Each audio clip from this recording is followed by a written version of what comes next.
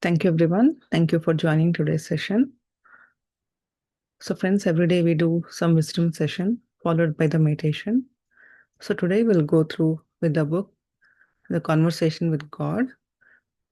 Today we'll go through chapter 14, which is the last chapter of this book. So, we are on the state of completing this book. From the next session, we'll take another book. So, let me share the slides and see what this book suggests, the last chapter.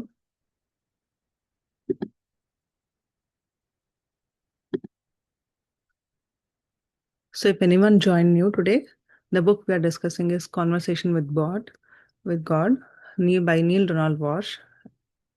And this is the book one. So there are many series in this, but this is the book one that we are discussing. So this book is about the question and answers. The author has a lot of questions, right? So like normally we have a lot of challenges or we are curious to know many things. So he has many things in his life that he's going through. So he wanted answers. So before that, he always used to write to, his friends or, his family members. If there is anything, he used to write them when he gets frustrated.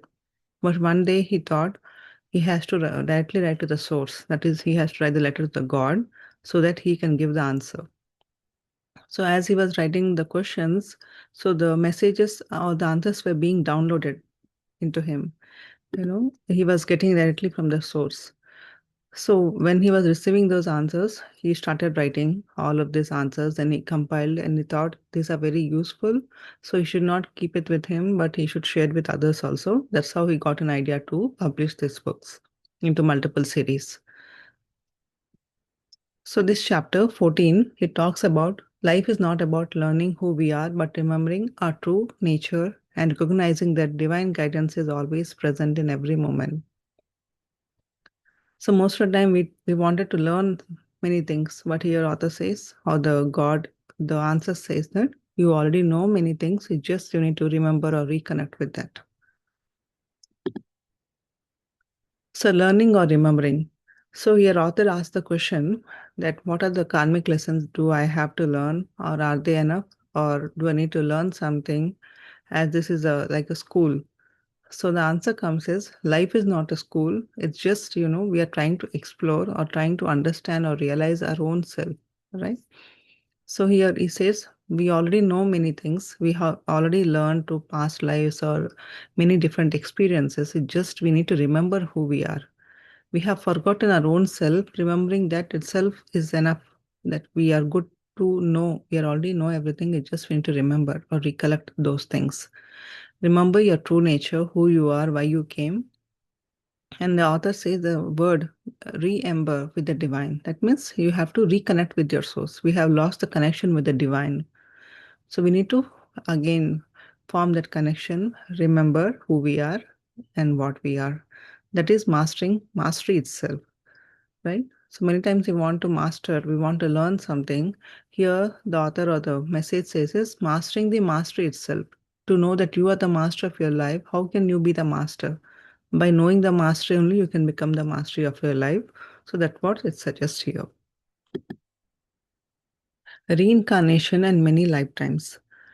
So your author asks, are there any reincarnations and many births or lifetimes? So the answer comes is in the world, many people, some of them have, you know, they share their experience that they have remembered what they have, they have multiple lifetimes or what they have experienced in the past. And a lot of research has also been there. So it shows the proof that yes, reincarnation is there. Many lifetimes also is there, right? Many past life experience have been reported. So there are people who believe that. Earlier it was not that, but nowadays, people are more into this. They are more curious. They are trying to explore many things. So a lot of research and evidence has been there that reincarnation is possible and the soul takes multiple lifetimes and multiple births. That's how we come here. So every kind of role is experience. So the answer from the God says the soul goes through different experience. It might be a parent or a queen or a king or as a beggar or as a son or a child. It might be different experience we have taken in the multiple lifetimes so that we need to experience all the angles, right? We have to go through all the different roles so that our consciousness expands, our awareness expands, and we gain that experience so that we become more empathetic and compassionate. Now, a person who has experienced all of these things in the different lifetimes, now he realized, then if any person, opposite whoever is there, however they behave, so he knows he still be compassionate with him because he knows that this person is playing this role. He is not truly who he is. In this life, he is playing this role, but at the source, we are all equal. We are all good. There is nothing good and bad. It just when we are playing these roles, we label it, a person is bad, a person is good, this situation is good, or that situation is good. But otherwise, everything is there. So a realized person will know, he won't judge. He is compassionate to the other persons. So when you play different kind of roles, that experience, that awareness, that understanding will come naturally. So life is a continual growth. So every time life is a growth. In every situation, every moment we are learning something or the other. It just we need to be aware of that. Every moment teaches us something.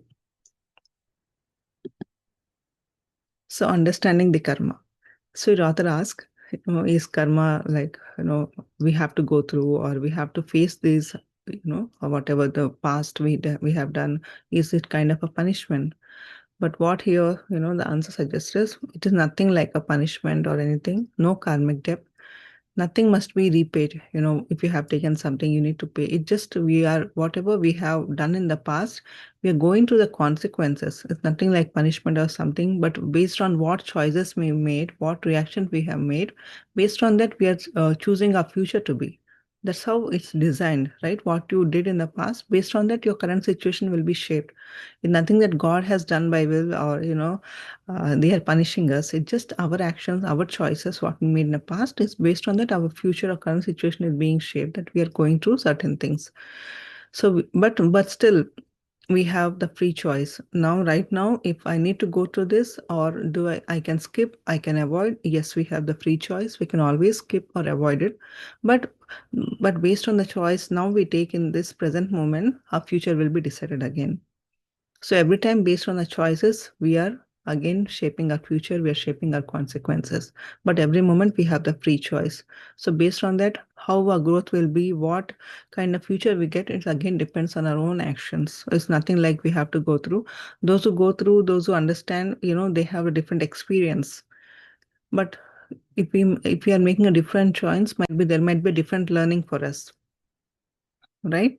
So every moment we are learning and we are shaping. So karma as a growth and evolution. It's only for our own growth and our own realization, but it is nothing like, something that is for punishment or something. Because whatever we have done in the past, if we realize, if we understand, then we are realizing, we are knowing things better way, what to do and what not to do. And because of that, we are shaping our future or we are growing, we are evolving in our own life.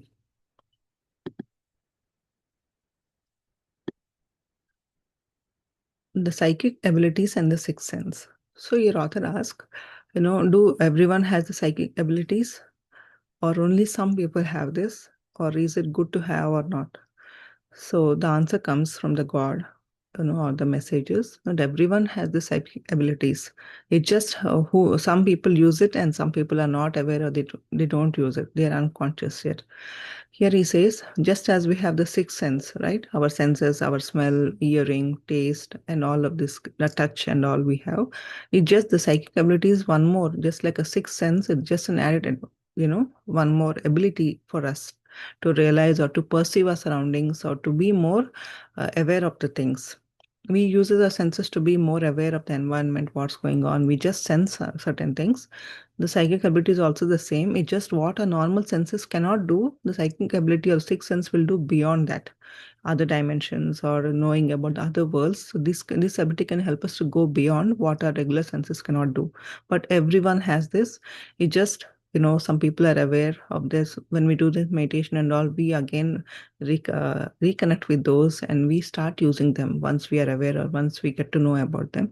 Otherwise, we are unconscious. We don't use them, even though we have that power.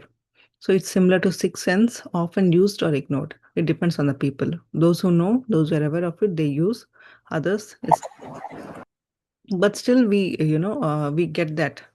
We get certain kind of, if people are having this ability, right? They use that. we constantly get that messages, or we get that inner intuition. Whenever certain things are happening, we get, okay, this is good, that is bad, this might be that. We are getting that answers, or we are getting that intuition.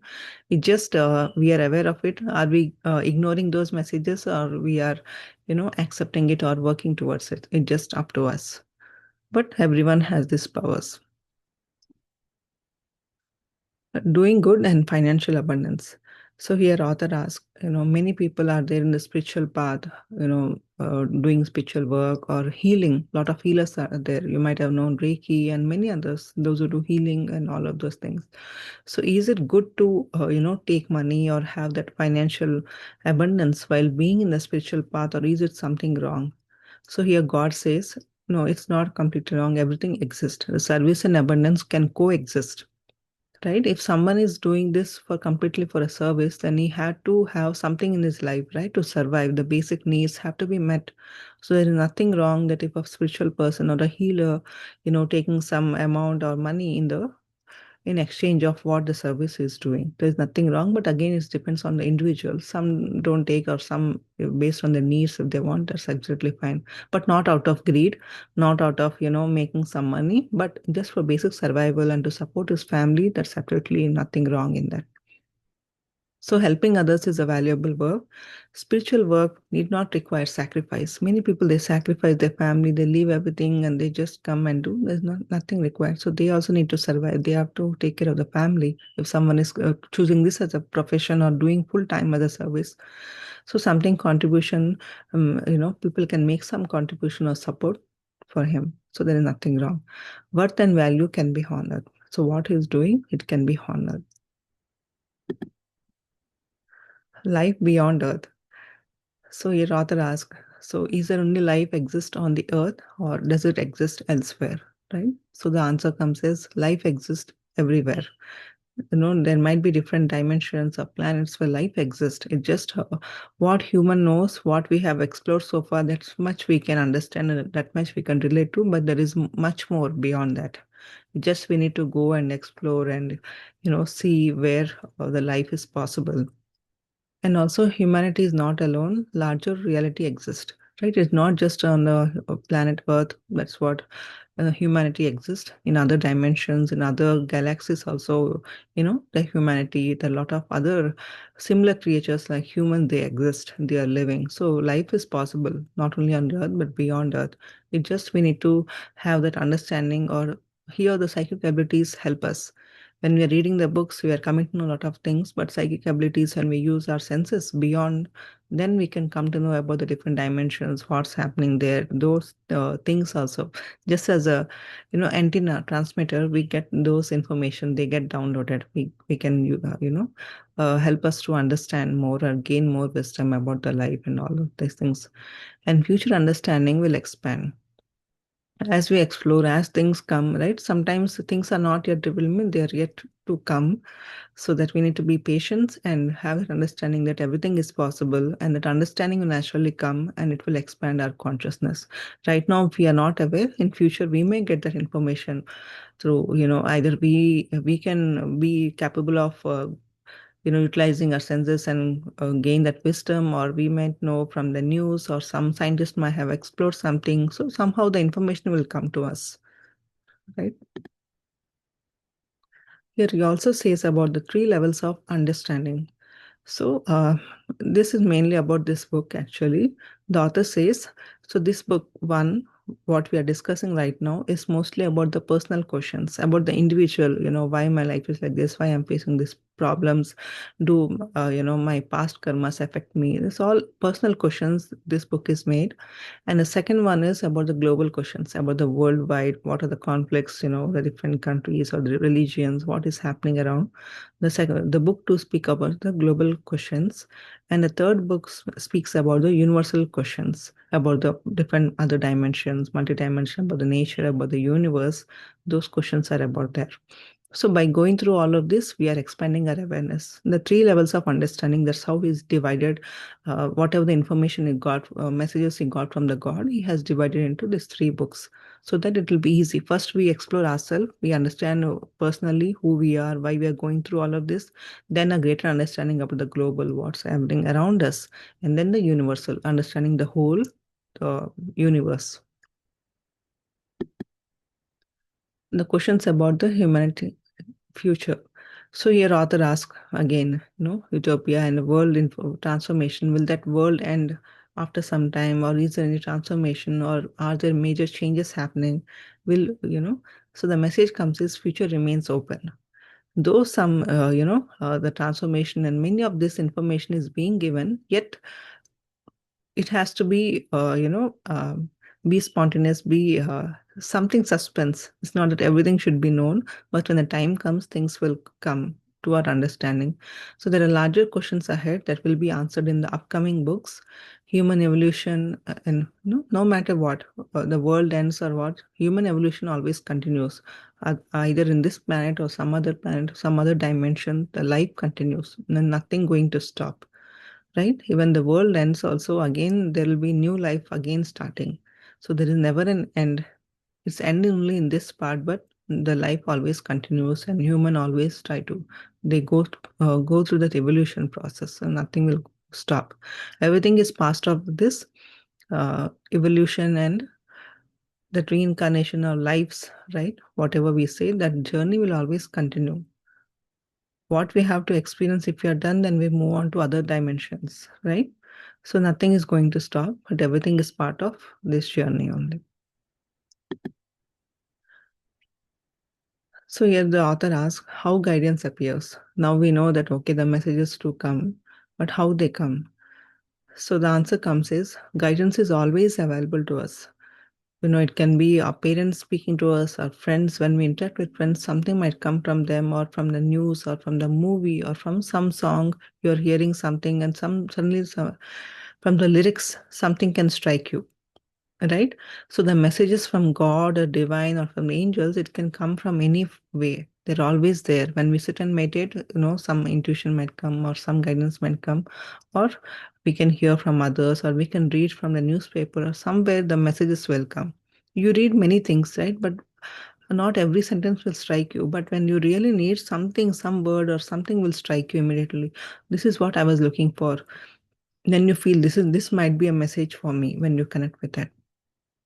So answers come in many forms. It just you need to be aware. You need to be mindful of that. What's happening around you, what's happening in the environment. The more you're aware, you can easily perceive and connect with the dots. Stay open and aware. Life continuously communicates. So life communicates with us in some or the other form. So you just need to be aware to uh, understand them. So the final message of this chapter is you are never alone, because always there will be a divine guidance or divine support always be there. Truth, light, and love always remain. These three things, right? When you are truthful, light, and the love from the divine always there to support us. We always think we are alone. We need people around us. We need someone. But the divine guidance, the divine support is always there. We are never alone in this world. Divine presence is constant. Peace is always available. When you have the trust in the process, when you surrender to your the divinity, whoever it might be, then the peace will always be there. Okay, they are there to guide me, they are there to protect me, they're always there, I'm communicating with them, I'm aligned with them, then peace is always there. If the connection is not there, if you don't have trust, then what happens? You form anxiety, a lot of stress in this world. But when you have that connection, then your life is always peaceful. Outside challenges will be there. We need to do a lot of things. We need to fix, we need to meet people. That is always there. But inside the peace is always there, because we know how the connection is, what we are, from where the source is coming. Everything, that connection is there. So we know the peace will always be there within us. So friends, the key takeaways from this chapter: life is about remembering our true nature, not acquiring something we lack. Right? There's nothing that what we don't have we need to achieve, but remembering who we are, what we have forgotten, recognizing or remembering, that is what the life is. Karma is growth and evolution, not punishment or death. Divine guidance is always available through life, nature, people, and inner awareness. And some of the points to reflect upon: what helps me remember my deeper spiritual nature? Just question yourself and see what you get. How have my past experiences contributed to my growth? If you have seen some challenges in the past, at that time, at that moment, you might have thought, why I'm going through all of these challenges, why I only get this. But now, because of that challenges, you have seen yourself growing a lot. Just see what experiences have helped you grow in your life. Am I paying attention to the guidance that is already present in my life? Many times we have ignored, right? We might have getting messages or guidance from surroundings, but we have ignored. Now, when you pay attention, then you'll come to know, am I paying attention to the guidance that is always present? Just think. And when you are aware, you will come to know about it. So friends, I hope this was helpful to you all. This chapter might have answered some of your questions or deeper understanding. If anyone has any questions or you want to share anything, you can unmute yourself.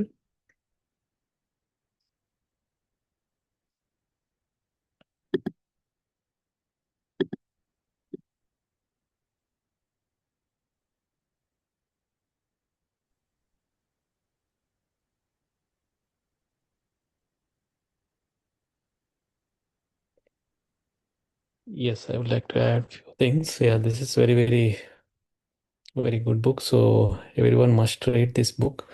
So whatever we learned, the last chapter, it covers everything, right? So so what is karma? Like most of the time we feel that, why it is happening to me. This is because of my karma. Or so once we understand the truth, I mean, we don't feel that.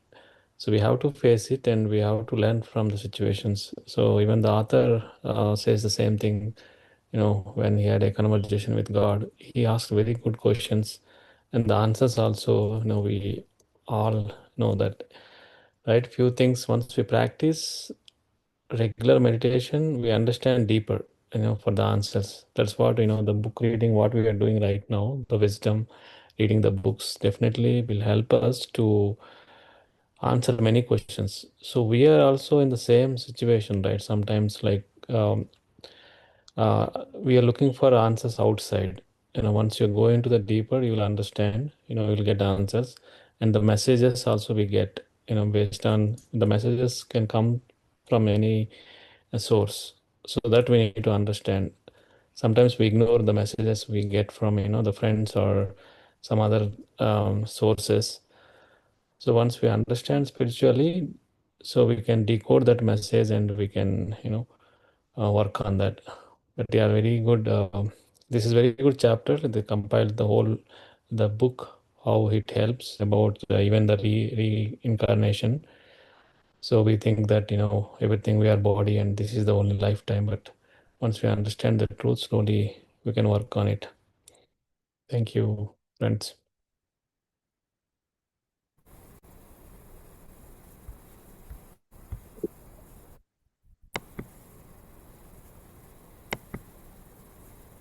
I would like to say, this is Chandra. Good evening, Masters. This is a most powerful information you have given today. That conversation with God. Recently, when I gave my masterclass talk, I was reading, and I think this itself is a separate, continuous class lectures. That's what this book is, and the way you have given such a beautifully arranged all those things, I'm just questioning only one thing.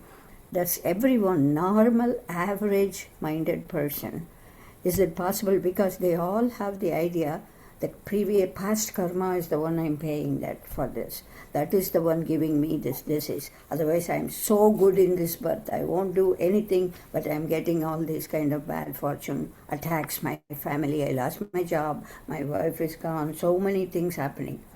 I used to even tell when Sri got the cancer, I used to say he never drinks, never smokes, never do anything. Such a purest physical condition. Why this happened to him? This is The previous, if you tell them it's don't think about the karma, it's all for your good and growth. It's not. It's really interesting to hear when God says all these. Reading is so good, but when it really attacks you, that situation, that moment, it is really, you feel you have to, your mind is so confused, you want to blame somebody or something on the only past, whatever happened. Though we don't know a thing about the past, we think that is responsible for bringing this to us. I think even if we understand that basic thing, I am really, everybody, even with the intelligent intellectuals, with all the insightful person, when the things come to them, they start thinking even some of the negative things, definitely. That comes into that's our human mind. And also that is where that karmic thing is, reincarnation and stuff. It's really, for me, maybe I need to go more, dig deeper into it. I don't clearly, it's like, it's interesting to hear. It's positive to me, that moment. But you ask me whether do I really understand what it is, I don't. Because that's only a borrowed thing. I haven't, unless I go through, I understood there is something, I get the glimpses. And it's so interesting also, the other statement says, you will get your information from somewhere, the answers, from somebody on some point. So I'm waiting. Even this happened, even Chandra sir, when he started talking about the reincarnation and stuff, my mind is not, it's like, for me, it's like an intellectual word, some concept coming eons after eons, never believe. That's what it's going on. But that doesn't mean I don't believe or I don't question it. It's not true or anything. It is true. I haven't come to that point in reaching that truth. And Chandraji, it's always not about, because whatever the information or the subject is being explained in this book is generalized. It's for everyone. What we can resonate, we need to take, and rest we can leave.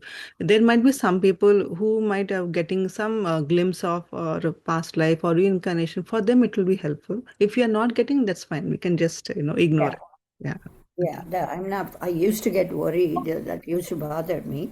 That thinking my ego is not accepting it. No, that's not the thing. It's like, for me, it's only the book say. It's only from somebody's hearsay. It's not my experience. That's the way I say it.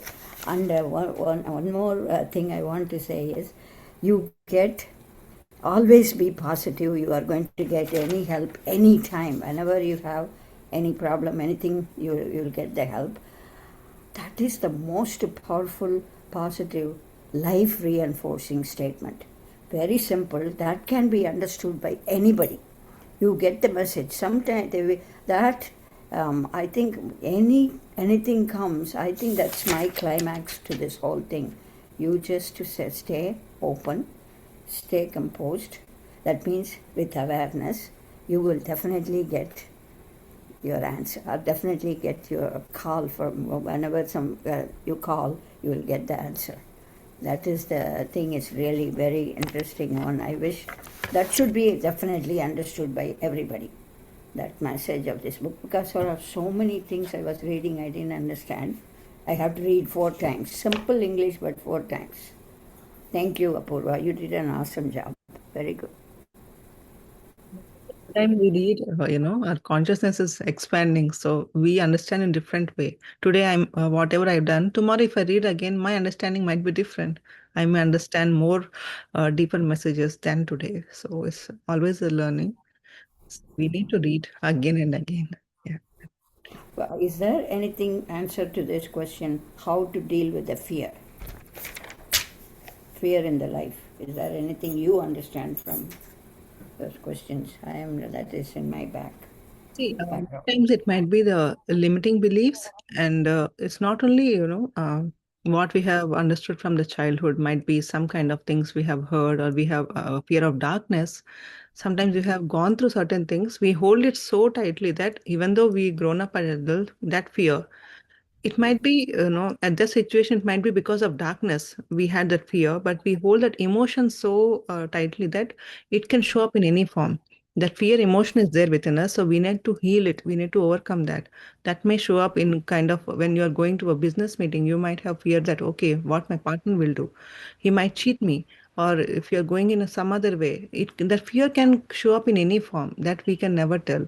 But if you're holding certain things, you need to release it. You need to understand from where it's coming.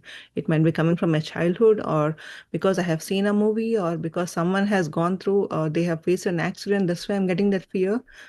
We never know. But if you're holding on to emotion, that can come up in any form and show up in your life. So there is no particular reason, but when you sit with yourself, you will understand. You need to realize it by yourself.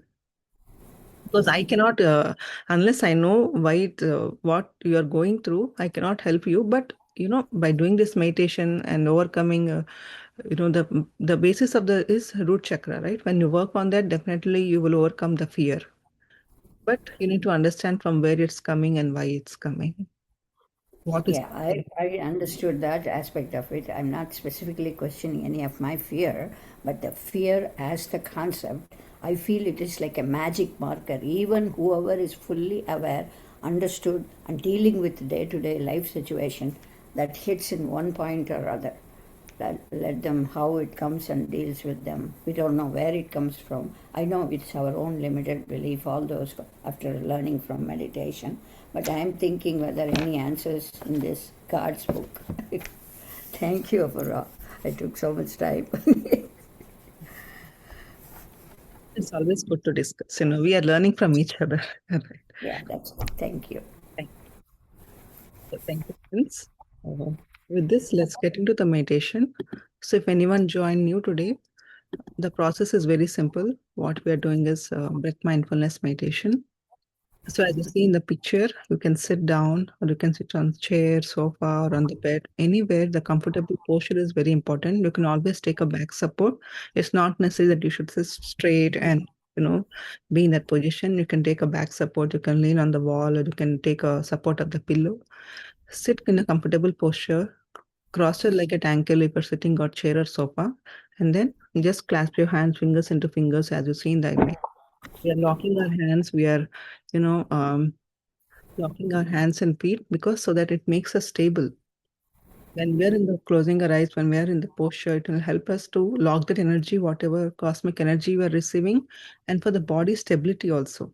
If our hands are free, if our legs are free, then we might move or we might do this and that. But when we are closing them, that means it's forming a stiffness. We are holding that posture. It will help us to hold that posture also. So in both ways, it will work. And the only thing we need to do is observe your normal natural breath. You can take a reference point anywhere from your tip of your nose to the middle of your eyebrows. Just observe how your breath is going in and coming out. Don't forcefully inhale or exhale. Just observe breath is going in and coming out. As you focus or as you pay attention on the breath, slowly the mind goes empty because you're not encouraging your thoughts, you're not paying attention in thoughts and other things. Then slowly everything will dissolve and you'll go into that empty state very easily. That is our goal, to go into that empty state or go into that meditative state. Initially, you might feel there are a lot of thoughts, you might feel distraction, but whenever you realize you're in thoughts, just bring attention back to the breath. You may do multiple times in the initial days, but as you do regular practice of meditation, that will become very easy. You'll be in that state for a longer time. So I'll play the music and guidance. So just follow and let's do this meditation together.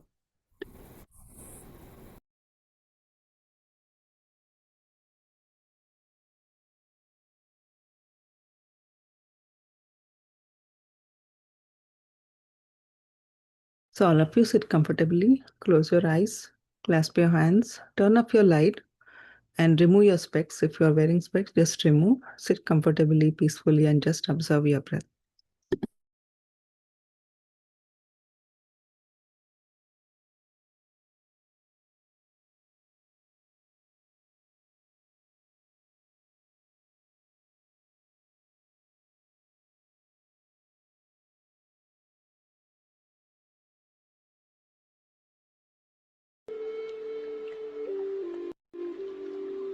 Dear friends, dear masters, sit comfortably, close your eyes, Clasp your hands, fingers into fingers. Observe your normal, natural in-breath and the out-breath. Don't forcefully inhale or exhale. Just observe the breath. As you observe the breath, mind becomes empty.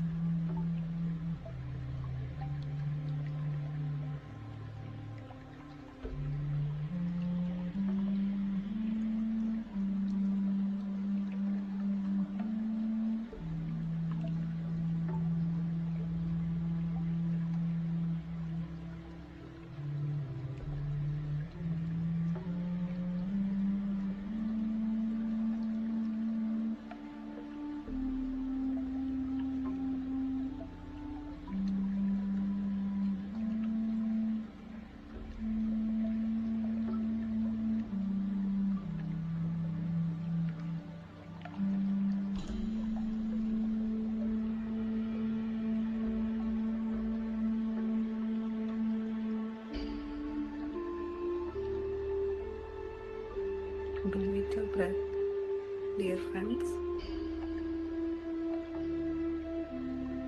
Let thoughts come and go.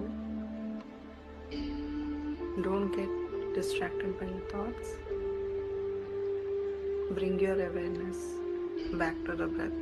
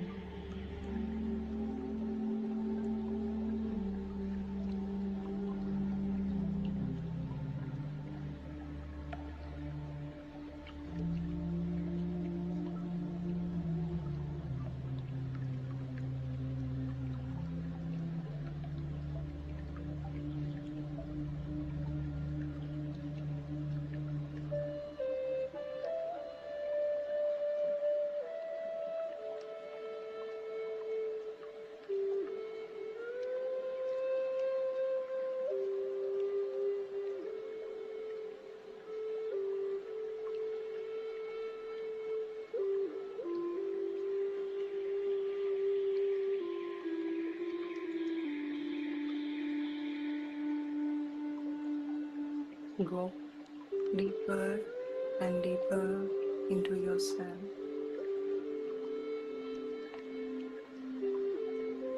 Experience emptiness.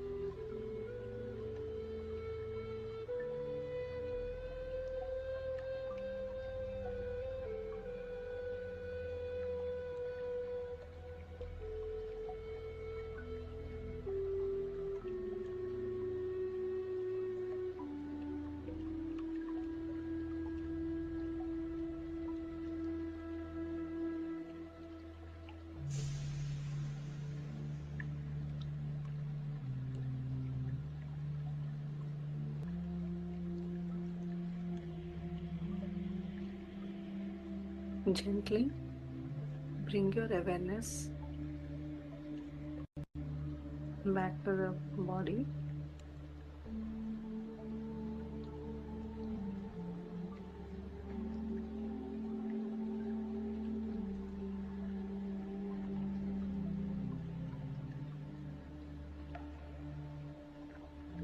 Feel any sensations in your body, dear friends.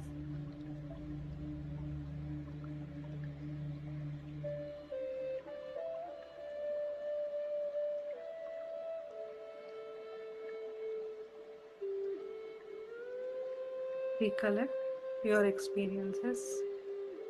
What did you see or how did you feel?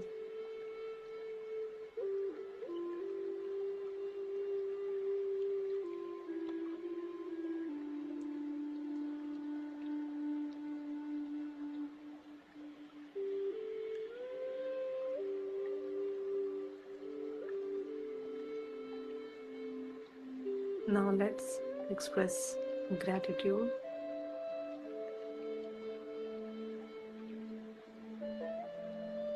Be grateful to your parents, teachers, and mentors.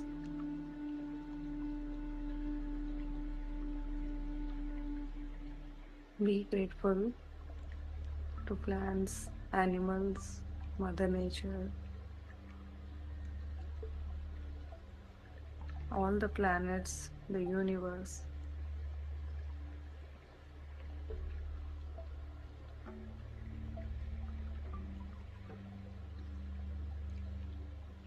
Be grateful for this beautiful environment, for all the things we have.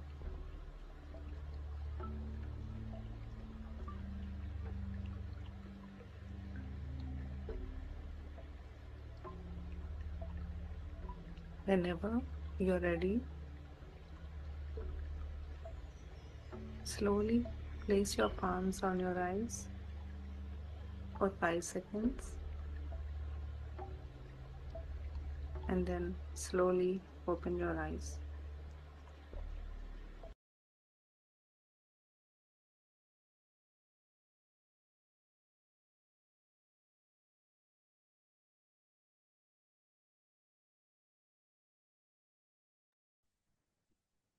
Thank you, friends. I hope you all had a good meditation. I read the volume was low. Yeah, we'll make sure from tomorrow. It's perfect. Yeah. So we'll see you all tomorrow at the same time. We'll go to the book You Forever. So in this week, we're doing parallelly Conversation with God and You Forever. So with today, the Conversation with God book is completed. So we'll go through the You Forever and then we'll start a new book session. So thank you for joining. Thank you, everyone.